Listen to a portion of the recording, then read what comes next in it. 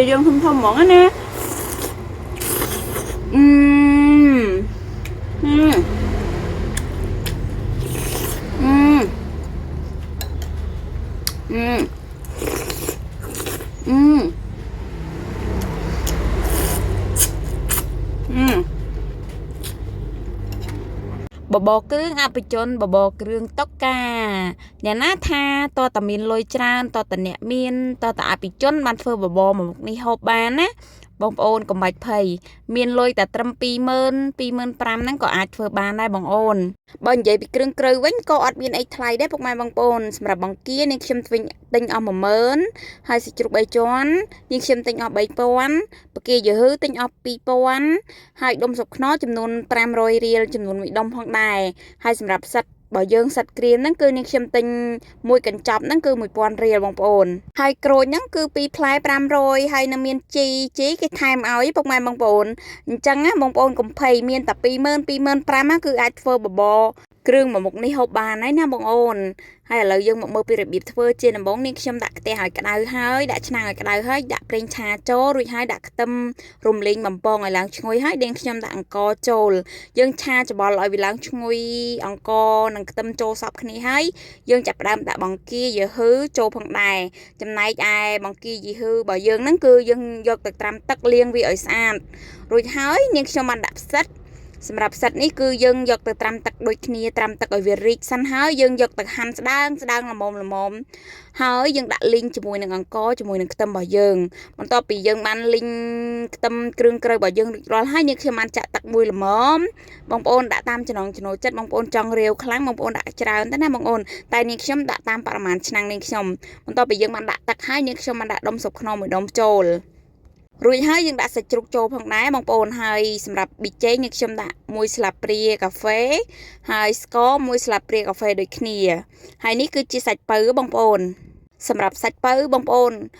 អត់អាចភ្លេចបានទេបងប្អូនអត់ដាក់គឺអត់បានតែម្ដងគឺបបររបស់យើងមានក្លិនឈ្ងុយដោយសារសាច់ពៅដោយសារគ្រឿងទាំងអស់នេះបងប្អូនរួចហើយនេះខ្ញុំបានដាក់ទឹកប្រេងខ្យងចំនួន2ស្លាបព្រាផងដែររួចហើយយើងដាក់ទឹកបបរយើងឲ្យពុះហើយរីកអង្ករល្មមហើយសាច់ជ្រូករបស់យើងឆ្អិនល្អហើយនេះខ្ញុំបានដាក់បង្គារបស់យើងដែលបានបករួចហ្នឹងចូលហើយសាច់ជ្រូករបស់យើងហ្នឹងគឺយកទៅហាន់ស្ដើងល្មមដែលបងប្អូនចូលចិត្តណារួចហើយយើងដាក់ចូលទៅក្នុងបបររបស់យើងទៅមើលតារៀងល្មមភ្លក់ទៅរៀងរសជាតិល្មមហើយបបរយើងអង្កររបស់យើងនឹងបែកមាត់ចាបល្អយើងចាប់ផ្ដើមដាក់ជីដាក់ខ្ទឹមបំពងរបស់យើងចូលផងដែរសម្រាប់ជីគឺត្រូវតែជីរណាទេបងអូនហើយឥឡូវនេះបបររបស់យើងក៏បានថែមគ្រឿងមើលទៅក្លិនឈ្ងុយរួចរាល់ហើយបងអូននិយាយពីថាតំណងអែមមែនតែនបងអូនបន្ទាប់ពីបបរគ្រឿងរបស់យើងបានឆ្អិនរួចរាល់ហើយនាងខ្ញុំបានដាក់ចានរួចហើយនាងខ្ញុំដាក់បន្លែរបស់យើងបន្លែនេះគឺមានឈ្មោះថាសណ្តែកបណ្ដុះបងអូនយើងស្រុះវាក៏បានយើងដាក់ទាំងឆៅដូចនាងខ្ញុំអញ្ចេះក៏បានដែររួចហើយយើងដួសបបរយើងចូលទៅបងអូនអូយនិយាយពីថាក្លិនឈ្ងុយជះក្លិនឈ្ងុយរសជាតិខ្ទិះអែមតែម្ដងហើយបើបានទិញបកាចំថ្មីដូចយើងខ្ញុំបែបនេះនិយាយពីថាស្លឬក៏យើងយកទៅស្ងោរជ្រក់យើងក៏យកមកធ្វើបបរអញ្ចេះនិយាយពីថាឆ្ងាញ់ខប់សេរីតែម្ដងបន្ទាប់ពីយើងបានដួសបបរដាក់ចានហើយនាងខ្ញុំបានច្បាច់ក្រូចបន្តិចផងដែរបងអូនហើយឥឡូវនេះក៏មកខាត់ពេលបងប្អូនមកអញ្ជើញទស្សនាពី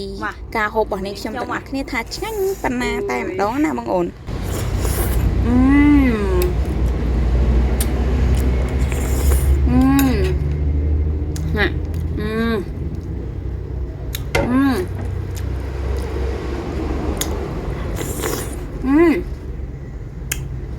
បបរយើងមានជាតិហ្មងណា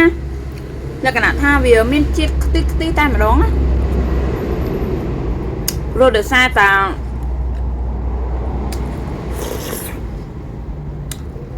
នាងខ្ញុំទិញបកាដែលថ្មី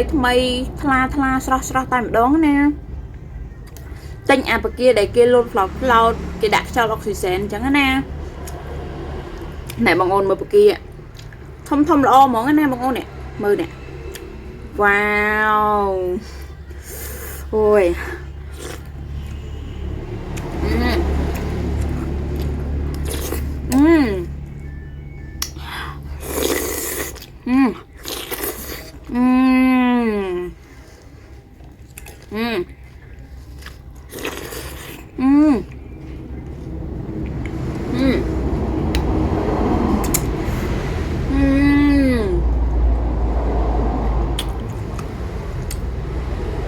จังvậy tha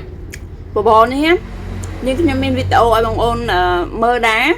យើងខ្ញុំមានវីដេអូបង្ហាញពីរបៀបធ្វើឲ្យមានរសជាតិឆ្ងាញ់ឲ្យពណ៌សម្បល់វាស្អាតឲ្យខាប់ល្អអញ្ចឹងបងអូនកុំភ្លេចចូលមើលនៅក្នុងវីដេអូហ្នឹងណាណ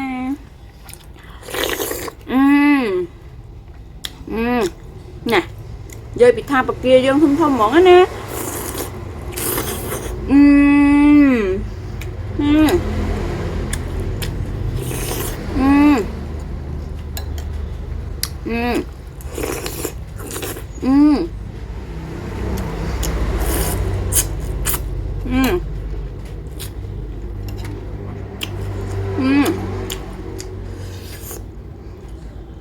ចាបកានំផ្អែមនំស្រស់នំស្រួយចាំម្ដងណា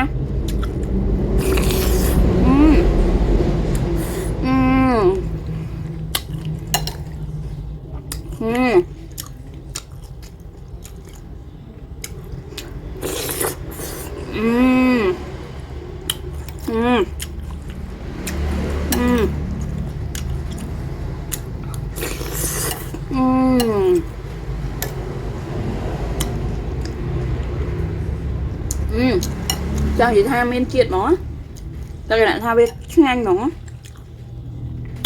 ở sau em khăn ô trái gọi sao trái khăn lại cái này tha là mồm nhanh mỏng á nè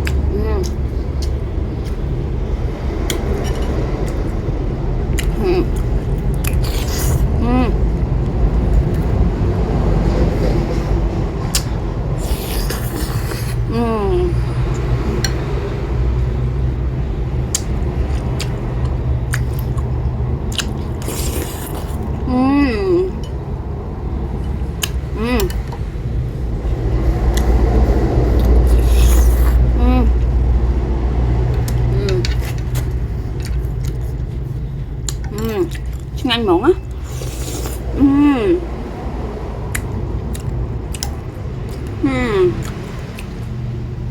bây giờ dùng tranh bạc kia mà thay hai thua bạn đi ha ngồi mỏng á